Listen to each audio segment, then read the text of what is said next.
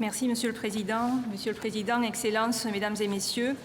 Permettez-moi tout d'abord de remercier vivement le ministre Miroslav Lajčák et son équipe pour leur rôle de leadership tout au long de cette année et pour les travaux qu'ils ont réalisés.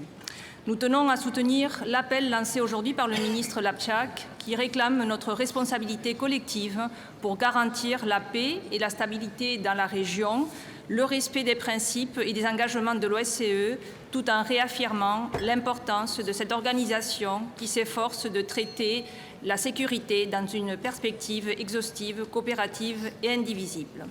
Je tiens à exprimer l'engagement sans faille de l'Andorre envers nos valeurs communes qui mettent en avant la coopération, l'entente mutuelle, le dialogue, l'état de droit et la diplomatie.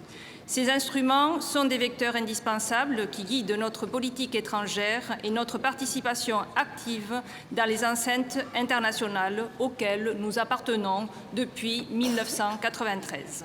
Date charnière qui a marqué l'entrée de l'Andorre à part entière dans la communauté internationale. Les problèmes globaux requièrent des solutions globales qui doivent se traduire par des actions concrètes au niveau local afin d'atteindre un développement durable et inclusif au bénéfice de tous et sans laisser personne pour compte.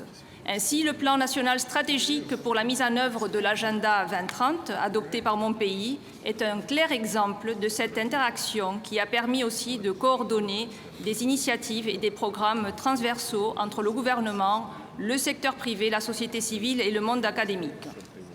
Señor Presidente, reiteramos nuestro apoyo para alcanzar una solución política y sostenible a los conflictos de larga duración y a la crisis en Ucrania, que tienen como consecuencia el sufrimiento de la población civil.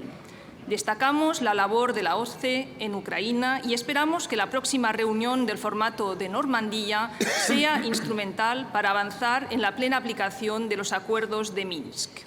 Andorra apuesta por la educación en la ciudadanía democrática, en los derechos humanos, en la diversidad cultural y en el medio ambiente a través de políticas educativas, inclusivas y de calidad para que los jóvenes dispongan de las herramientas necesarias para desarrollar su potencial y fomentar que la igualdad de oportunidades sea real y efectiva.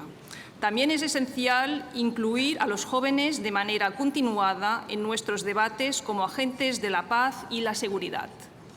Actualmente Andorra preside los trabajos de la Secretaría Pro Tempore de la Conferencia Iberoamericana y acogerá la Cumbre Iberoamericana en 2020.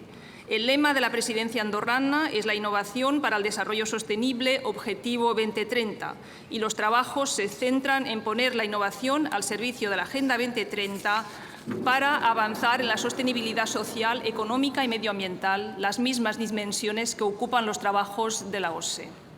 Para concluir, quería transmitir a Albania los mejores deseos y el pleno apoyo del Gobierno de Andorra para la tarea que asumirá a partir del año que viene. Muchas gracias.